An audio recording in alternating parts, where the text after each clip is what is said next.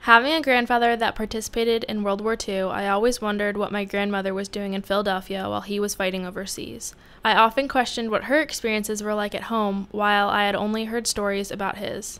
Since she was only 18 when the war ended, she was a little young to join the workforce or relocate herself to help the war effort. While my grandmother worked at one of the first versions of a department store, if she were a few years older, she could have gone to classes for training in a specific field. Some training lasted as long as 18 months, some a few weeks, and some just learned to do it on the job. But what if she did join the army or work in a factory? What would her, compared to my grandfather's, stories be like? And what were other women experiencing during this time of transition into the labor force? Some were single and had the time to fully commit themselves, but others had children, which meant balancing housework with factory work. There were many different types of jobs young women participated in while the men were fighting overseas. Job titles through the duration of the bulk of the war included that of nurses, welders, crane operators, bomb inspectors, mechanics, riveters, and many more. The most popular field was in the aircraft industry. While the women in the workforce experience was a positive and liberating one for most women overall, it also had its downfalls. Some women had to deal with sexual harassment from their male coworkers. Constant whistles and unwarranted touching were not the only things women had to endure. Phyllis Kenny Skinner, who worked at the Watertown Arsenal in Boston, bravely told her male coworker, "I'll take your head right off your shoulders if you don't take your arm off me."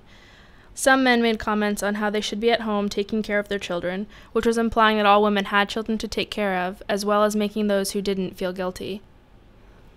Despite these problems, Rosie the Riveter became a staple for the working girl during this time period, a tough, independent, strong, white woman. Even though my grandmother was not old enough to participate in the glorified picture of working women in World War II, I'd like to think she could have become her own version of Rosie the Riveter. But not every woman was or could be a Rosie. Race would have played a huge factor in potential work experience for these women.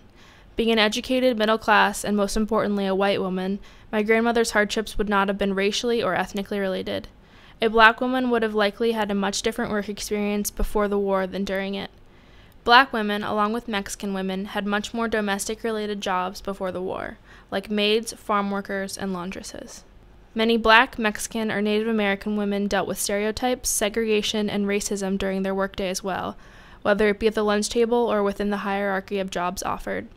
In fact, a survey in 1943 conducted by the United Auto Workers found that only 74 out of 280 establishments that had employed women in production work were willing to hire Black women.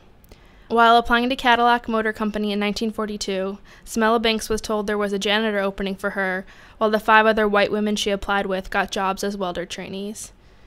During a time of war, everyone's life is altered, but women during this war, whether they stayed at home with their children, relocated to another state for a job, took classes in a skill they had no experience, or wore pants every day to their factory job, had quite an adjustment to make from their normal lives, especially for women of color. After getting used to and enjoying their work during the war, some women wanted to stay at their jobs even after the war ended. A survey asked how many planned or wanted to work after the war, but not how many would actually be able to. Many women were let go once the war ended simply because their services were no longer needed.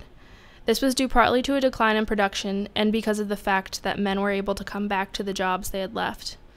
Looking into these women's lives, I found that we reduced women in World War II to a single image. But there are also people like Smella Banks, Phyllis Skinner, my grandmother, and many others whose stories need to be told.